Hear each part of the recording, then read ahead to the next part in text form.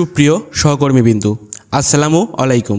আশা করি সবাই ভালো আছেন এবং চতুর্থ টার্মের কাজ নিয়ে বিজি আছেন। এই কাজের মাঝেই আবার কারো কারো ছুটির দরকার হয়েছে, তাই আমাকে বেশ কয়েকজন নক দিয়েছেন কিভাবে চতুর্থ টার্মে বিদ্যালয়ে থাকার সময় ছুটি নিতে হবে, কার কাছ থেকে ছুটি নিতে হবে, আবেদনপত্র কিভাবে লিখতে হবে। যেহেতু আমরা পিটিআই এর অধীনে থাকবো এই 6 মাস, তাই ছুটি নেওয়ার প্রক্রিয়াটাও একটু ভিন্ন। আমরা স্কুল থেকে যেভাবে ছুটি নেই সেইভাবে ছুটি নিলে হবে না।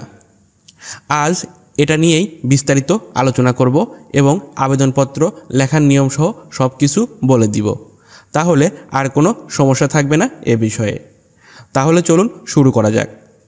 আচ্ছা, শুরু করার আগে আমার চ্যানেলটি প্লিজ সাবস্ক্রাইব করুন, এতে আপনি প্রয়োজনীয় অনেক তথ্য পাবেন। আমিও বিভিন্ন সময়ে আপনাদের সাথে অনেক তথ্য শেয়ার করে মজা পাবো। তাহলে চলুন শুরু করা যাক। আমি এখানে একটা আবেদনপত্রের ফরম্যাট তৈরি করে রেখেছি, তাহলে চলুন আবেদনপত্রে কি কি থাকতে হবে সেগুলো আলোচনা করা যাক। আবেদনপত্রে প্রথমে অবশ্যই তারিখটা দিতে হবে। এখন স্ট্যান্ডার্ড আবেদনপত্রের উপরেই তারিখ দেওয়া থাকে এবং আপনি যেদিন আবেদনপত্রটা লিখবেন সেই দিনের তারিখটা দিবেন। তারপরে বরাবরের নিচে সুপারিনটেন্ডেন্ট যেভাবে লেখা আছে এভাবেই লিখবেন এবং আপনার পিটিআইয়ের নাম দিবেন। আমি এখানে আমার পিটিআইয়ের নাম দিয়েছি। তারপরে আছে মাধ্যম প্রধান শিক্ষক। এই বিষয়টাই সবচেয়ে গুরুত্বপূর্ণ বিষয়। আমরা যেহেতু পিটিআইয়ের অধীনে এই 6 মাস থাকব, সেহেতু আমাদেরকে ছুটি নিতে হবে সুপার মহোদয়ের কাছ থেকে, অর্থাৎ সুপারিনটেন্ডেন্টের কাছ থেকে। কিন্তু আমরা তো সবসময় পিটিআইতে ছুটির জন্য যেতে পারবো না, এজন্য আমাদের জন্য যথাযথ মাধ্যম ব্যবহার করে ছুটিটা নিতে হবে। আমাদের প্রধান শিক্ষক আমাদের ছুটি মঞ্জুর করবেন এবং আমরা সেইভাবেই ছুটি কাটাবো এবং পরবর্তীতে ইউআরসিতে গমনের সময় অথবা পিটিআইতে গমনের সময় আমরা এই দরখাস্তটা নিয়ে যাব, আবেদনপত্রটা নিয়ে যাব এবং আমাদের গাইড টিচারকে দেখাবো এবং তার নির্দেশনা অনুসারে পরবর্তী কাজগুলো করব। তাহলে আমাদেরকে অবশ্যই মাধ্যম ব্যবহার করতে হবে এবং মাধ্যম হবে প্রধান শিক্ষক। এরপরে লিখব, জনাব, যথাবিহিত সম্মান প্রদর্শনপূর্বক বিনীত নিবেদন এই যে আমি মোহাম্মদ জীবন মিয়া, সহকারী শিক্ষক, মানে আমি হচ্ছে সহকারী শিক্ষক। তারপরে আমার স্কুলের নামটা দিব। এখানে আপনি আপনার নিজের নাম দিবেন এবং এই জায়গায় আপনার নিজের স্কুলের নাম দিবেন। 19 নং সরকারি প্রাথমিক বিদ্যালয়, এটা হচ্ছে আমার স্কুলের নাম।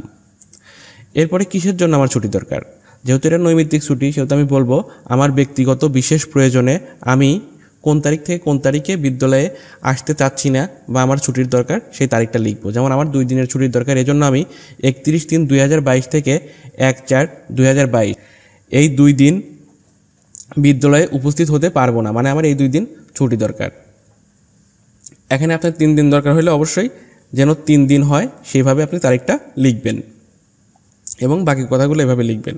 লেখার পরে একটা স্পেস দিয়ে নিচে আসবেন, নিচে এসে লিখবেন, অতএব জনাবের নিকট আকুল আবেদন এই যে আমার উক্ত 2 দিনের ছুটির অনুমতি দানে আপনার সদয় মর্জি হয়।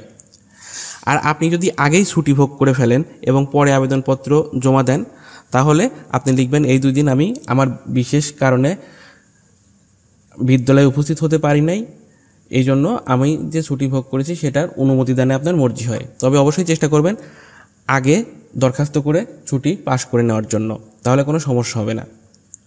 যাই হোক, এখন এইটা লেখার পরে, এতটুকুন লেখার পরে আপনি ছুটিকালীন অবস্থানটা জানাবেন যেন আপনার সাথে তারা যোগাযোগ রক্ষা করতে পারে।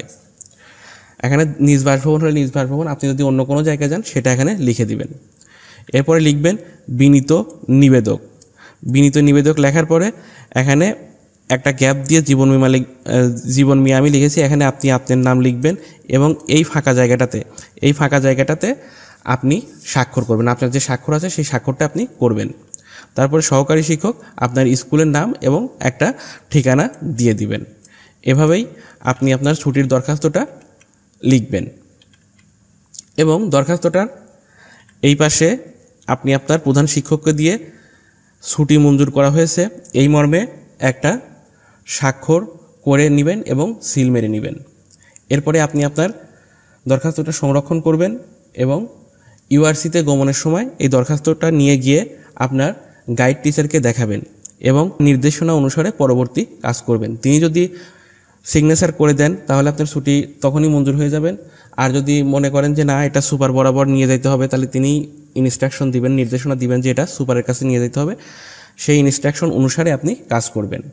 তবে এটা দেখা যায় গাইড টিচারই সিগনেচার করে দেয় এবং ছুটিটাও পাস হয়ে যায়। আশা করছি এই ছুটির ব্যাপারে আপনাদের আর কোনো প্রশ্ন নেই। তারপরেও প্রশ্ন থাকলে অবশ্যই আমাকে প্রশ্ন করবেন ভিডিওর কমেন্টে, আমি প্রশ্নের উত্তর দেওয়ার চেষ্টা করব। আর এই দরখাস্তের সবচেয়ে বড় বিষয় যেটা, সেটা হচ্ছে মাধ্যমটা। অবশ্যই এই মাধ্যম ব্যবহার করবেন, তাহলে কোনো ভুল হবে না। আমি আবারও বলছি, যদি কোনো কিছু বুঝতে সমস্যা থাকে অবশ্যই ভিডিওর কমেন্টে কমেন্ট করবেন। আমি আমার জায়গা থেকে চেষ্টা করব আপনাদেরকে সমাধান দেওয়ার, এবং কারো কাছ থেকে জেনে হলেও আমি সঠিক সমাধানটা দিব।